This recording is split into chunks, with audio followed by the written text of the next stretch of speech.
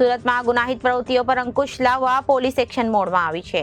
ભેસ્તાન બાદ અમરોલીમાં પોલીસનું કોમ્બિંગ હાથ ધરવામાં આવ્યું હતું. અમરોલી વિસ્તારમાં રાત્રિ દરમિયાન વિશેષ કોમ્બિંગ હાથ ધરાયું હતું. સુરતમાં ગુનાહિત પ્રવૃત્તિઓ પર અંકુશ લાવવા પોલીસ એક્શન મોડમાં આવી.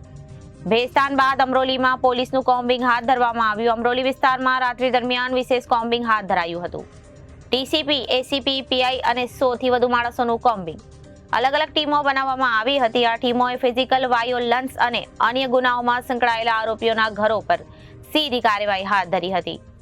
અમરોલીના કોસાડાવાસ, છાપરા, ભાટાવરિયા, ઉત્તરાળ વિસ્તારમાં ચેકિંગ હાથ ધરવામાં આવ્યું હતું. દરેક આરોપી હાલમાં શું કરી રહ્યો છે અને તે ઘરમાં હાજર છે કે કેમ તે અંગે તલસ્પર્શી તપાસ કરવામાં આવી હતી. આ ઓપરેશનમાં 100 થી વધુ પોલીસ કર્મીઓ સામેલ થયા હતા. રાત્રિના અમરોલીમાં અંદાજિત 4 કલાકમાં ઓપરેશન ચાલ્યું હતું. અમરોલી પોલીસે કોમ્બિંગ દરમિયાન 13 હથિયાર, 35 જેટલા ઈસમો, 3 થી વધુ ગુનાઓ કરેલ ઈસમોની અટકાયત કરી હતી.